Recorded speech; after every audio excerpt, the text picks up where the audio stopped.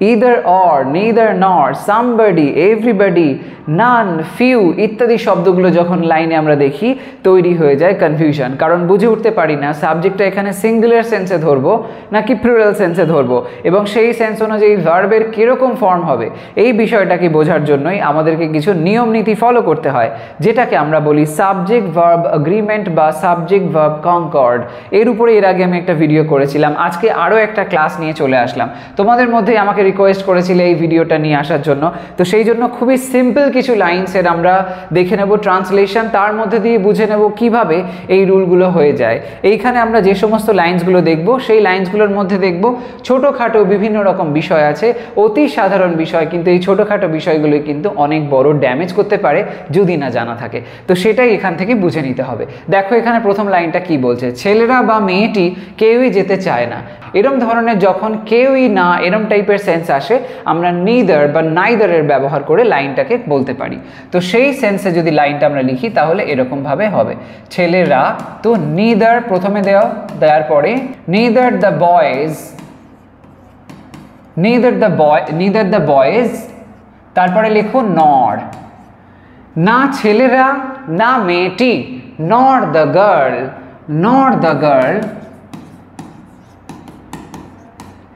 neither the boys nor the girl, কেউই যেতে চায় না। তো এখানে দেখো এই যে সেকশনটা লাইনটা আমরা লিখলাম, প্রথম অংশে আমরা লিখেছি বয়েজ, তারপরে লিখেছি গার্ল। এবার তাহলে কোন অংশটাকে আমরা সাবজেক্ট হিসেবে ধরবো যে অনুযায়ী আমরা লাইনটায় ভার্বটাকে রাখবো, মানে এই লাইনটা দেখা যাচ্ছে সিম্পল প্রেজেন্ট টেন্সে আছে, তাহলে সেই অনুযায়ী আমাদের বুঝতে হবে যে এখানে সাবজেক্টটা কি আছে, সেই সেন্স অনুযায়ী আমরা এখানে ভার্বের উপরে ফোকাসটা ফেলবো এবং সেই মতন ভার্বে চেঞ্জ হবে বা হবে না।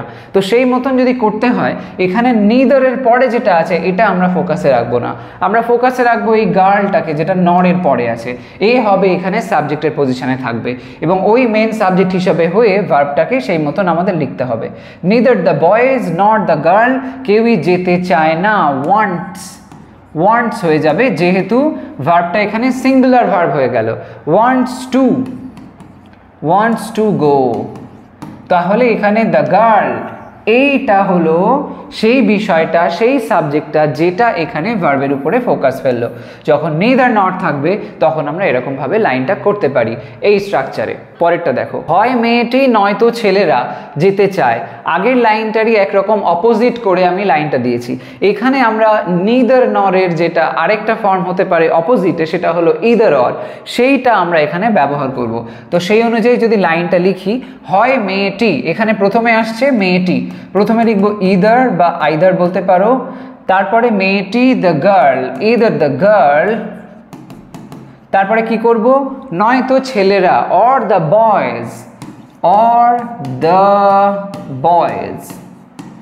Either the girl or the boys যেতে চায়। এখানে আমরা কি করব, দেখো শেষের দিকে আছে দ্য বয়েজ যেটা অর এর পরে বসছে, এই পার্টটা হলো আমার সাবজেক্ট। তো সেই সেন্স থেকে আমরা লাইনটা লিখব। তো এখানে লিখতে হবে ওয়ান্ট টু গো। আগের লাইনের সঙ্গে তাহলে পার্থক্য কি দাঁড়ালো, আগের লাইনটা আমরা দেখেছিলাম নরের পরে যেটা ছিল সেটা ছিল সিঙ্গুলার সাবজেক্ট দ্য গার্ল, সেই অনুযায়ী ভার্বটা হয়েছিল ওয়ান্টস। এখানে আছে অরের পরে দ্য বয়েজ অর্থাৎ প্লুরাল সাবজেক্ট, তো সেই সেন্স থেকে এখানে ভার্বটা কিন্তু প্লুরাল সাবজেক্টকে ফলো করে হয়ে গেল ওয়ান্টস আর হলো না, এটা খেয়াল রাখবে। পরেরটা, কেউ আমার কলমটি নিয়েছে, তো এই যে লাইনটা এটা আমরা যখন লিখব এক্ষেত্রে কেউ সেন্সে আমরা কি বলতে পারি, সামবডি বলতে পারি। সামবডি লেখার পরে কি করতে হবে, মনে রাখবে সামবডি, এভরিবডি, এই সমস্ত যে থাকে সমস্ত কটাকেই আমরা কিন্তু সামবডি, এভরিবডি, সামওয়ান, এভরিওয়ান, যা আছে, এনিবডি, এনিওয়ান, সবগুলোকেই তোমরা সিঙ্গুলার সেন্সে ধরবে। ওকে, সিঙ্গুলার সেন্সে। তাহলে সামবডি কলমটি নিয়েছে, has taken, present perfect tense হয়েছে যেহেতু নিয়েছে এরকম সেন্স আসছে, হ্যাজ টেকেন আমার কলমটি, my pen, somebody has taken my pen, তাহলে এখানে হ্যাজটা কেন আসলো, কারণ এখানে সামবডি আছে, এইটার জন্য এখানে হলো। পরেরটা, প্রত্যেক ছাত্রের একটি করে বই আছে, প্রত্যেক ছাত্রের একটি করে বই আছে। আরেকটা কনসেপ্ট দেখতে পাচ্ছি সেম সেন্সেই হবে, প্রত্যেক বলা হয়েছে মানে ইচ শব্দটাকেও কিন্তু সিঙ্গুলার সেন্সে ধরা হয়। তাহলে লাইনটা যদি আমরা লিখি এইভাবে বলতে হবে, প্রত্যেক ছাত্রের, তো ইচ অফ দ্য, প্রতিটা ছাত্রের মধ্যে ইন্ডিভিজুয়ালি এক একজনকে বলা হচ্ছে, তাই জন্য ইচ অফ দ্য সমগ্র ছাত্র, স্টুডেন্টস, ছাত্রছাত্রী actually, each of the students, প্রত্যেক ছাত্রের একটি করে বই আছে। ইচ অফ দ্য স্টুডেন্টস, তো যেহেতু এখানে ইচটা, এটা আমি প্রথমে বললাম যে এটা হচ্ছে সিঙ্গুলার সাবজেক্ট, তো সেই সেন্স থেকে এই ইচ যে শব্দটা সেটাই ফলো হবে পরের অংশে, যেখানে ভার্বের উপরে ফোকাসটা পড়বে এই সাবজেক্টের পয়েন্ট অফ ভিউ থেকে। তো এখানে ইচ যেটা, এটা যেহেতু সিঙ্গুলার, সেই সেন্স থেকে আমরা সাবজেক্ট সিঙ্গুলার অনুযায়ী ভার্বও সিঙ্গুলার রাখবো। তাহলে ছাত্রের একটি করে বই আছে, তাহলে each of the boys, each of the students has লিখতে হবে, হ্যাভ লিখলে কিন্তু হবে না, আছে অর্থে হ্যাজ লিখতে হবে, যেহেতু ইচ হলো সিঙ্গুলার। হ্যাজ একটি করে বই আছে, has a book, each of the students has a book, each of the students has a book, প্রত্যেকের একটি করে বই আছে। পরেরটা, অনেকেই ভূতে বিশ্বাস করে, অনেকেই ভূতে বিশ্বাস করে, এই যে অনেকেই মানে অনেক লোককে বললো, এক কথা আমরা বলতে পারি মেনি। যখন আমরা এরকমভাবে বলবো সেখানে অবশ্যই এটা প্লুরাল সাবজেক্ট হিসেবে ধরতে হবে। প্লুরাল নাম্বার আর সাবজেক্টের যে মানে সিঙ্গুলার নাম্বার, এর যে ব্যবহারটা, এটাকে প্রপারলি বোঝা দরকার। তো যখন আমি মেনি বলছি তখন প্লুরাল সেন্স হচ্ছে, এবং দ্যাটস ওয়াই আমি এখানে সেই মতন সাবজেক্টে ফোকাস ফেলে লাইনটা লিখব। ভূতে বিশ্বাস করে, তো মেনি believe in ghosts, হলো many believe in ghosts। তো এখানে মেনিটা যেহেতু প্লুরাল তাই জন্য এটা হলো বিলিভ, যদি এটা সিঙ্গুলার হতো তাহলে বিলিভস করতাম, তো এটাকেও মনে রাখবে। সেম টাইপের আরও দেখো, পরে একটা দিয়েছি, খুব কম লোকই উত্তরটি জানে, খুব কম লোকই, এই যে খুব কম লোকই বলা হয়েছে, এই সেন্সে আমরা কিন্তু বলতে পারি ফিউ পিপল, ফিউ পিপল, এই যে বললাম ফিউ পিপল, এটা অবশ্যই প্লুরাল সেন্সেই গণ্য হবে। তো ফিউ পিপল উত্তরটি জানে, know the answer, know the answer, হলো few people know the answer। তাহলে এখানে few এর যে ব্যবহারটা হলো, এটা কিন্তু প্লুরাল সেন্সটা হাইলাইট করছে, এবং সেই অনুযায়ী এখানে আমরা নো করছি, নোজ করলে হবে না। খুবই সাধারণ নিয়ম, কিন্তু এগুলো ভুল হতে পারে, মনে রেখো। পরেরটা দেখো, কি বলছে, সব পিৎজা শেষ হয়ে গেছে, সব পিৎজা শেষ হয়ে গেছে। এই যে লাইনটায় দেখো সব শব্দটার ব্যবহার করা হয়েছে, এই সব অর্থে আমরা ইউজ করতে পারি অল। এই অল হলো এমন একটা শব্দ যেটা কিন্তু ভ্যারি করে, কখনো সে সিঙ্গুলার সেন্স বোঝাতে পারে, কখনো বা সে প্লুরাল সেন্স বোঝাতে পারে, এবং সেটা ডিপেন্ড করে তারপরে কি বিষয় বলা হচ্ছে সেটার উপরে। তো সব পিৎজা শেষ হয়ে গেছে, এই সেন্স থেকে এটা এইভাবে বলতে পারি, অল অফ সব পিৎজা শেষ হয়ে গেছে। তো অল অফ দ্য পিৎজা একটা কোনো নির্দিষ্ট পিৎজার অংশ, তাই অল অফ দ্য পিৎজা শেষ হয়ে গেছে ইজ গান বলতে পারি, ইজ গান এরকম ভাবে বলতে পারি। তো all of the pizza is গান, তাহলে এই যে অল, এটা এই পিৎজাটাকে সিঙ্গুলার হিসেবে ধরলো, তার অংশ হলো, সেই সেন্স অনুযায়ী এটা এখানে সিঙ্গুলার সাবজেক্ট হয়ে ইজ করলো, এখানে আমরা আর করলাম না, পিৎজা টোটালটাকে একটা সিঙ্গুলার পয়েন্ট হিসেবে ধরা হলো। কিন্তু পরের লাইনে দেখো, সব কুকিজ শেষ হয়ে গেছে, সব কুকিজ শেষ হয়ে গেছে, বা বিস্কিটস বলতে পারি, সেগুলো শেষ হয়ে গেছে। তো এটা যদি আমরা সেম টাইপের থিওরিতে লিখি, কি হচ্ছে, সব অর্থে প্রথমে দেব অল, তারপরে বলা হচ্ছে কুকিজ বা বিস্কিটস যাই বলো, সেটা যদি লিখি তাহলে অল অফ দ্য কুকিজ দিলাম। এবার দেখো সিচুয়েশনটা কি দাঁড়ালো, এখানে যেটা পরিস্থিতি দাঁড়াচ্ছে, কুকিজ তো এটা একটা অবশ্যই প্লুরাল ফর্ম বোঝাচ্ছে, যেহেতু ওটা প্লুরাল ফর্ম দ্যাটস ওয়াই এটা কিন্তু এখানে ক্যারি হবে, এবং অলের যে অ্যাপিয়ারটা এখানে হয়েছে অল, এটা ও নিজে প্লুরাল সেন্স অনুযায়ী অ্যাপ্লাই হবে। সেই থিওরি থেকে এখানে যে ভার্বটা আমরা লিখবো সেটা লিখতে হবে প্লুরাল ভার্ব। তো সেই সেন্সে অল অফ দ্য কুকিজ শেষ হয়ে গেছে, আগের থিওরি মতন যদি লিখি তাহলে ইজ গান হয়ে যাবে আর গান। হলো। তো এখানে আর এর যে অ্যাপ্লাইটা আমি করলাম এটা কিন্তু অলকে প্লুরাল সেন্সে ধরছে বলে তাই জন্য হয়েছে। ওকে, পরেরটা দেখো, কিছুটা জল পড়ে গেছে। এই যে কিছুটা ব্যবহার করা হয়েছে, এই সেন্সটা ওই আগের লাইনগুলোর মতন যেখানে সব শব্দটা ব্যবহার করা হয়েছিল ওই একই রকমভাবে এখানেও আমরা দেখব।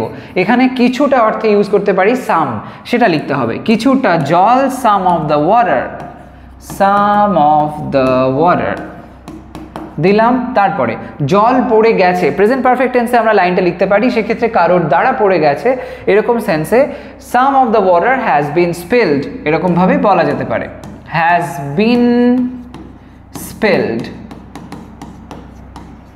সাম of the water has been spilled. তো এই যে লাইনটা হলো এটাই লক্ষ্য করো, এখানে ব্যবহার করলাম আমরা হ্যাজ। কেন করলাম? কারণ এখানে এই যে সাম শব্দটা এটা ওয়াটারকে পয়েন্ট করছে, যে ওয়াটার অ্যাকচুয়ালি হয়েছে কিন্তু সিঙ্গুলার ফর্ম। ওয়াটার যেহেতু লিকুইড, এটা সিঙ্গুলার সেন্সে আমরা ধরি, এই অর্থ থেকে এখানে হ্যাজকে আমরা সিঙ্গুলার ভার্ব হিসাবে হ্যাজের ব্যবহার করলাম এখানে। তো এটা মাথায় রাখতে হবে, যখন সাম এরকম কোনো সিঙ্গুলার সাবজেক্টকে পয়েন্ট করবে তখন সেক্ষেত্রে সিঙ্গুলার অনুযায়ী ভার্বও সেরকম হবে, যেরকমটা অলের ক্ষেত্রে হয়েছিল। সেম ম্যাটার এখানে আসছে, দেখো যেটা আমরা দেখব সাম এখানে ডিফারেন্টলি ব্যবহার হচ্ছে। কিছু ছাত্রছাত্রী দেরিতে এসেছে, এই লাইনটার মধ্যেও আমরা সেম ভাবে যদি লিখি some of the students, some of the students দেরিতে এসেছে। এখানে দেখো স্টুডেন্টস শব্দটা যেহেতু রয়েছে, যেটা কিনা অ্যাকচুয়ালি এখানে প্লুরাল ফর্ম বোঝাচ্ছে, তাই জন্য সামও প্লুরাল ফর্ম বোঝাচ্ছে। সেই পয়েন্ট থেকে এখানে আমাকে ব্যবহার করতে হবে হ্যাভ। প্রেজেন্ট পারফেক্ট টেন্সে লাইনটা আমরা লিখব, তাহলে লিখতে হবে some of the students have been, sorry not been, have দেরিতে এসেছে, হ্যাভ অ্যারাইভড দেরিতে late, right? Some of the students have arrived late, যেহেতু স্টুডেন্টস প্লুরাল সেই জন্য সামও হলো প্লুরাল ফর্ম। ওকে, পরেরটা দেখো, দলটি ভালো খেলছে, দলটি ভালো খেলছে, এখানে আছে দলটি, আর দল মানে তো একজন মানুষ নিয়ে হয় না, অনেকে রয়েছে, তার মানে এটা হলো কালেকটিভ নাউন। তো কালেকটিভ নাউন দেখা যাবে এরকম সিচুয়েশন আমরা এখানে লক্ষ্য করব যে কালেকটিভ নাউন যেমন সিঙ্গুলার হতে পারে আবার প্লুরালও হতে পারে, যেরকমটা আগেরগুলোতে দেখলাম সাম এবং অলের ক্ষেত্রে। তো দলটি ভালো খেলছে, এখানে দলটাকে একটা ইউনিট হিসেবে দেখানো হয়েছে, যে ইউনিটটা একটা খেলা ভালোভাবে করছে। এখানে সবার কথা একসাথে বলা হচ্ছে, ইন্ডিভিজুয়ালি এক একজনকে পয়েন্ট করা হচ্ছে না, তাই জন্য দলটি ভালো খেলছে। এই বিষয়টার ক্ষেত্রে দলটা হলো একটা সিঙ্গুলার সাবজেক্ট, তো সেই দিক থেকে দ্য টিম, দলটি, দ্য টিম ভালো খেলছে, is playing well, is playing বর্তমানে খেলছে, present continuous tense, playing well হলো। তো এখানে ইজের যে ব্যবহারটা হয়েছে এই টিমটাকে যেহেতু সিঙ্গুলার ধরা হলো সেই সেন্সে। কিন্তু পরের লাইনটা দেখো, দলের সদস্যরা নিজেদের মধ্যে তর্ক করছে।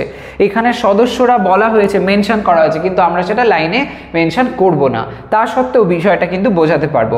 এই যে দলের সদস্যরা মানে একটা দলের মধ্যে ইন্ডিভিজুয়ালি এক একজন মানুষ, তাদের কথা বলা হচ্ছে, তারা নিজেদের মধ্যে তর্ক করছে।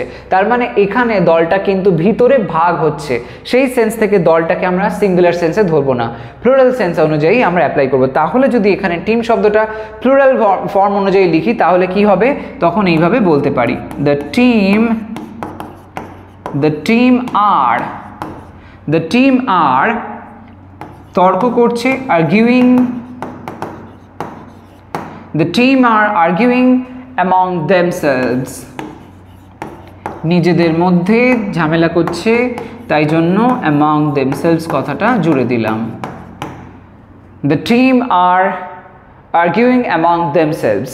তো এখানে আমরা কি দেখতে পেলাম যে টিম শব্দটা এটা প্লুরাল ফর্ম বোঝাচ্ছে, কারণ এখানে ইন্ডিভিজুয়ালি এক একজন লোক তারা টিমের মধ্যে রয়েছে, তারা ফাইট করছে, নিজেদের মধ্যে ঝামেলা করছে, তর্ক বিতর্ক হচ্ছে। এই পয়েন্ট থেকে অনেকগুলো পয়েন্ট চলে আসলো, যেহেতু অনেকগুলো ব্যক্তিদের কথা বলা হলো সেই থিওরি অনুযায়ী এখানে এটা প্লুরাল ফর্ম হলো, অ্যান্ড দ্যাটস ওয়াই ভার্বটা আমরা এখানে আর করে দিলাম। তো লাইনের রেসপেক্টে দেখতে হবে যে কালেকটিভ নাউনটি সিঙ্গুলার হলো নাকি প্লুরাল ফর্ম হলো, সেই মতন তোমরা করবে। তবে এই প্রসঙ্গে আরেকটা কথা বলে রাখি, এই যে দলের সদস্যরা নিজেদের মধ্যে তর্ক করছে এই বিষয়টাকে যদি এরকমভাবেও বলতে চাও, যেমন শব্দ আছে এক্স্যাক্টলি সেম ওয়েতে, তাহলে লাইনটাকে অবশ্যই আমরা এরকমভাবেও বলতে পারি যে দ্য টিম মেম্বার্স, দলের সদস্যরা, the team members are arguing among themselves, এটাও হয়, যেটা কিনা শুনতে প্রপার লাগে। কিন্তু এই যে প্রসেসটা আমি বললাম এটা ব্রিটিশ ইংলিশের ফরম্যাট অনুযায়ী বেশি কারেক্ট। আমেরিকান ইংলিশে বিষয়টাকে কিন্তু এরকমভাবে দেখা হয় না। আমেরিকান ইংলিশে এই যে টিমটাকে আমি যে প্লুরাল ফর্ম অনুযায়ী হতে পারে এই যে ব্যবহারটা করলাম, সেই প্লুরাল ফর্ম অনুযায়ী ব্যবহারটা কিন্তু গ্র্যান্ট করা হয় না। ইনস্টিড সেখানে লেখা হতে পারে এরকমভাবে যে the team is arguing internally, এই কথাটা হয়তো লিখতে পারে। কিন্তু যদি প্রপার ট্রান্সলেশন করা হয় তাহলে the team members are arguing among themselves, এটাও তোমরা কিন্তু বলতে পারো, কোনো অসুবিধা নেই। কিন্তু যদি এরকম ধরনের লাইন দেখো ব্রিটিশ ইংলিশের প্রসেস অনুযায়ী বা আমরা আমাদের একাডেমিক লেভেলে যে ধরনের লেখালেখি দেখি সেই ফরম্যাট অনুযায়ী গেলে সেখানে কিন্তু এমনটা করতে হয়। ওকে, এগুলো খেয়াল রেখো। তো এই সমস্ত যে লাইন্সগুলো আজকে আমি বললাম এগুলোকে তোমরা লাইনের মধ্যে দিয়ে কনসেপ্টগুলোকে বুঝে নাও এবং সেইগুলোকে নিজেদের মতন লাইন বানিয়ে প্র্যাকটিস করো। এর উপরে আগামী আরও ভিডিও আসবে, তো তোমরা এগুলো প্র্যাকটিস করতে থাকো। কোথাও কোনো কনফিউশন হলে কমেন্ট সেকশনে অবশ্যই জানাও, আর কোনো নির্দিষ্ট বিষয়ের উপরে ভিডিও প্রয়োজন হলে সেটাও জানিও। আজকে ভিডিও এই পর্যন্তই থাকছে, সবাই ভালো থেকো, সুস্থ থেকো। চ্যানেলটাকে অবশ্যই সাবস্ক্রাইব করে রেখো, আর এই ভিডিওটা অবশ্যই লাইক করতে ভুলো না, শেয়ার করো সমস্ত ফ্রেন্ডসের মধ্যে। বাই।